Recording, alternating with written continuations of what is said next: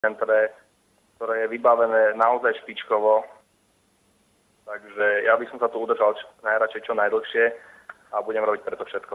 No, povedzme dokonca tej súťažnej kariéry, ktorá vlastne súťažou v Košiciach by mohla byť opäť naštartovaná.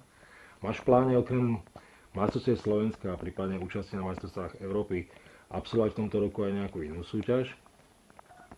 Určite sa zúčastním súťaže v Starej Ľubovni, ktorú absolvujem každý rok. Absolvoval som vždy, okrem minulého. A takisto by som chcel ísť na pohárovú súťaž do Dánska, ktorá sa mi ľúbi ohodnotením predekárov. Je tu ten Load Cup. Ja som aktuálne rozprával s Milanom Čižekom. Kvôli tomu, že objavila sa informácia na stránke SAKFST, že táto súťaž nie je súťažou, ktorá je v rámci IBB. Odpoveď Milana bola taká, že teraz keď boli v Španielsku, tak vedúci funkcionári IBB povedali, že túto súťaž v Dánsku organizuje súkromná osoba, ktorá zatiaľ nemá oficiálny súhlas od IBB, aj napriek tomu, že táto súťaž sa objavila v tom oficiálnom kalendári.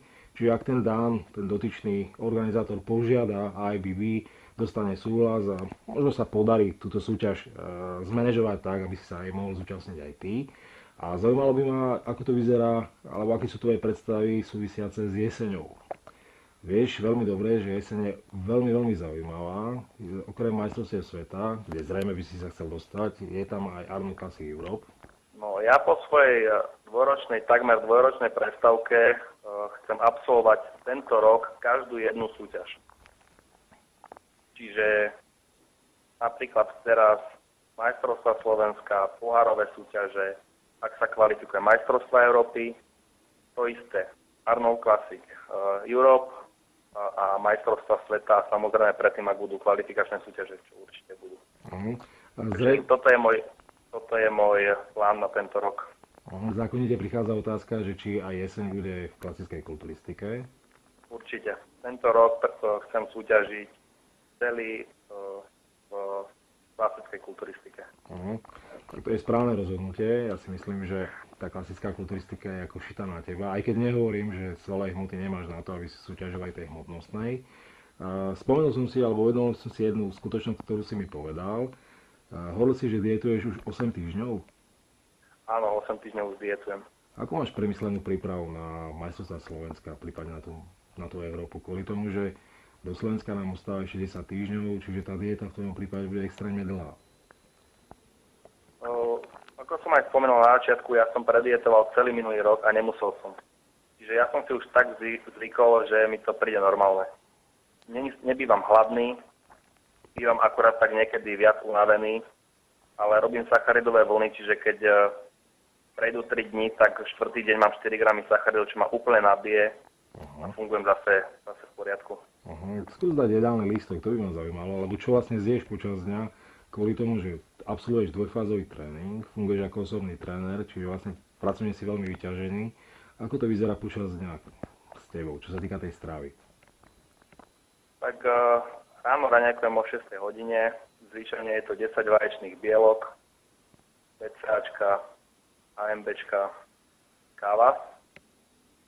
O 2 hodiny na to je tréning. Po tréningu dám extra pep, AMB, pol hodinu na to dám prvé jedlo, to je 200 gramov kuracieho alebo hovedzieho. K tomu dávam pol sačku ryže. O ďalšie 3 hodiny zopakujem zase 200 gramov mesa, ale bez ryže, iba so zeleninou. O ďalšie 3 hodiny dám opäť 200 gramov mesa, pol sačku ryže. 2 hodiny na to mám tréning, po tréningu dám vitamíny, prídem domov, je 9 hodín, dám si 200 gramov hovedzieho stejku, BCAčka samozrejme a ďalšie vitamíny, idem spať. A pred spaním si ešte ale nachystám proteín od A1 High 10. Keď idem na WC, tak okolo 3. zvyčajne ho aj vypijem v noci. Čiže vlastne podporuješ ten nočný anabolizmus aj príjmom tých bielkovín počas noci, kedy sa vlastne zobudíš, tak? Ešte skúsil som to týchto 8 týždňov a celkom to funguje. Povedz mi, kedy si varíš, kvôli tomu, že keď si tak spočítavam v hlave, tak zješ okolo 800 až kilo 800 gramov až kilo mesa. Nejakých 600 až 800 gramov mesa. 800 gramov mesa denne zjem. Tak. A kedy si varíš? Varím si ráno. To je moje vlastné prebudzanie a štartovanie do celého dňa. Čiže moje ráno je varenie. A fungujem tak, odkedy robím kulturistiku. Vôbec si nevarím večer. Čiže ráno staneš, navaríš, rozdelíš do misiek, misky zbalíš do tašky. Rozdelím do misiek a idem do práce a vôbec mi to neprekáža, ani ma to neobmedzuje. Ako som povedal, je to moje štartovanie do dňa. Proste si na to zvyknutý, neriešiš to. Presne. Paráda.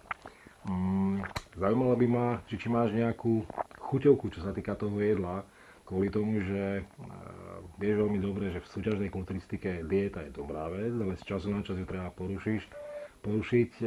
Čím ty porušuješ túto dietu? Čím ju porušujem? Minulý rok som neporušil dietu ani raz. Ani raz. Za minulý rok, ktorý som dietoval a nemusel som zjedol možno 2 pice. 2. To bolo moje porušenie. A už teraz v predsúťažnej diete neporuším určite ani raz. Ja som veľmi prísny na seba, veľmi. OK, tak opýtam sa ináč, keď budeš navyšovať tie sacharidy, čím ich navyšuješ? Nehovor mi, že stále rýžou a rýžou. Navyšujem ich rýžou, navyšujem ich ovocím, čiže buď jablko alebo banán. A navyšujem ich, ráno si tam ovsené vločky so sušeným ovocím, zvyčajne slivky. Ale rozpočínané do 4 gramov na telesnú váhu. Jasne. Čo sa týka tých sacharidov, povedzme v ten odpočinkový deň, máš ich rozdelené rovnomerne do celého dňa, alebo povedzme v dopoludňajších hodinách zješ tých sacharidov viac a popoludňajších menej?